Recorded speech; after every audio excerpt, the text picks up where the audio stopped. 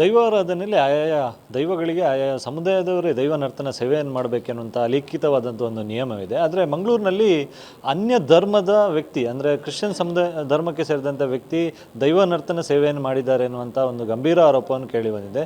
ಈ ಆರೋಪವನ್ನು ಮಾಡಿರ್ತಕ್ಕಂಥ ಸಂಶೋಧಕಿ ಡಾಕ್ಟರ್ ರತಿ ಅವರು ನಮ್ಮ ಜೊತೆ ಇದ್ದಾರೆ. ಮೇಡಮ್, ಈಗ ದೈವಾರಾಧನೆಯಲ್ಲಿ ಪ್ರಮುಖವಾಗಿರ್ತಕ್ಕಂಥ 3 ಸಮುದಾಯ, ಅವರು ಕೂಡ ಇಂತಿಂಥ ದೈವಗಳೇ ಆಯಾ ಸಮುದಾಯವರು ಮಾಡಬೇಕೆನ್ನುವಂಥ ನಿಯಮ ಇದೆ.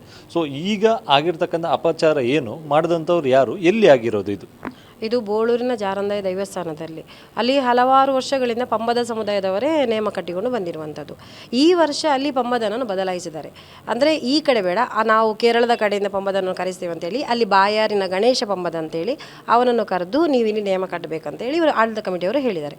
ಅವರೇನು ಮಾಡಿದ್ದಾರೆ ಅಂತ ಹೇಳಿದರೆ, ಜಾರಂದಾಯಿಗೆ ಅವನು ಕಟ್ಟಿ ನೇಮ ಕಟ್ಟಿ ಬಂಟ ನೇಮಕ್ಕೆ ಕ್ರಿಶ್ಚಿಯನ್ ಸಮುದಾಯದ ಹುಡುಗನನ್ನು ಕರೆಸಿದ. ಅಂದರೆ ಅವನು ಕ್ರಿಶ್ಚಿಯನ್ ಸಮುದಾಯದ ಹುಡುಗನ ತಂದೆ ನಮ್ಮ ಸಮುದಾಯದವ, ತಾಯಿ ಕ್ರಿಶ್ಚಿಯನ್ ಧರ್ಮ.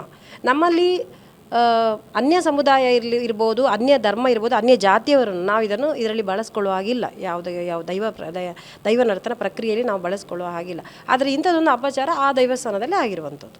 ಕ್ರಿಶ್ಚಿಯನ್ ಧರ್ಮಕ್ಕೆ ಸೇರಿದಂಥ ವ್ಯಕ್ತಿ ಯಾರು ಮತ್ತು ಎಲ್ಲಿ ಅವರು? ಪದವಿನಂಗಡಿಯವರು.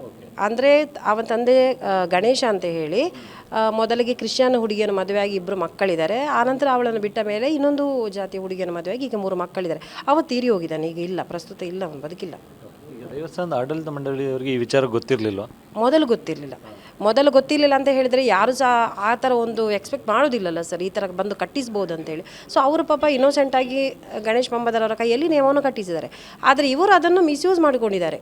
ಅಂದರೆ ಅವರ ಒಂದು ನಂಬಿಕೆಗೆ ದ್ರೋಹ ಅದು ಒಂದು ಅವರಿಗೆ ತುಂಬ ಬೇಜಾರಾಗಿದೆ. ಆಡಳಿತ ಕಮಿಟಿಯವರಿಗೆ ಈ ವಿಷಯ ಗೊತ್ತಿರ, ನಾನು ಹೇಳಿದ ಮೇಲೆ ಗೊತ್ತಾಗಿದ್ದು. ಈಗ ದೈವಾರಾಧನೆ ಸಂಬಂಧಪಟ್ಟಂತೆ ಏನಾದರೂ ಅಪಚಾರ ಆದಂಥ ಟೈಮಲ್ಲಿ ಈ ಭಾಗದಲ್ಲಿ, ಕರಾವಳಿ ಭಾಗದಲ್ಲಿ ಸಾಕಷ್ಟು ಮಂದಿ ಅದಕ್ಕೆ ವಿರೋಧವನ್ನು ವ್ಯಕ್ತಪಡಿಸಿದರು. ಈವರೆಗೂ ಈ ಪ್ರಕರಣಕ್ಕೆ ಸಂಬಂಧ ಯಾರೂ ವಿರೋಧ ವ್ಯಕ್ತಪಡಿಸಿಲ್ವಾ, ಅಥವಾ ತಮ್ಮದೇ ಸಮುದಾಯದವರು ಏನಾದರೂ ವಿರೋಧ ವ್ಯಕ್ತ? ನಮ್ಮ ಸಮುದಾಯದವರಿಗೆ ಯಾರಿಗೂ ಸಹ ಇದು ಪತ್ತೆ ಆಗಲಿಲ್ಲ ಈ ವಿಚಾರ. ಯಾಕಂತ ಹೇಳಿದರೆ ಇದು ನಾಳೆಗೆ ಬೇರೆ ರೀತಿಯಲ್ಲಿ ಹೋಗಿ ನಿಲ್ಬಹುದು ಅನ್ನೋದು ಅಂತ. ಯಾಕಂತ ಹೇಳಿ ನಮ್ಮ ಸಮುದಾಯದಲ್ಲಿ ತುಂಬ ಜನ ಅದನ್ನು ಬಹಳ ಒಂದು ಕಟ್ಟುನಿಟ್ಟಿನಲ್ಲಿ ಪಾಲಿಸಿಕೊಂಡು ಬಂದವರು ತುಂಬ ಜನ ಇದ್ದಾರೆ. ನಮ್ಮಲ್ಲಿ ಪರಂಪರೆಯ ಪಂಬದರು ತುಂಬ ಕಡೆ ಇದ್ದಾರೆ. ಸೊ ಹಾಗಾಗಿ ಅಂಥವರಿಗೆ ಇದು ತುಂಬ ನೋವಾಗಿದೆ. ಮತ್ತು ಕೇವಲ ಹಣದ ಆಸೆಗೋಸ್ಕರ ಒಂದು ದಿವಸ ನೇಮ ಅಂತ ಹೇಳಿ ಹೋಗಿ ಕುಣಿದು ಬಂದವರಿಗೆ ಇದೇನೂ ನೋವಾಗಿಲ್ಲ.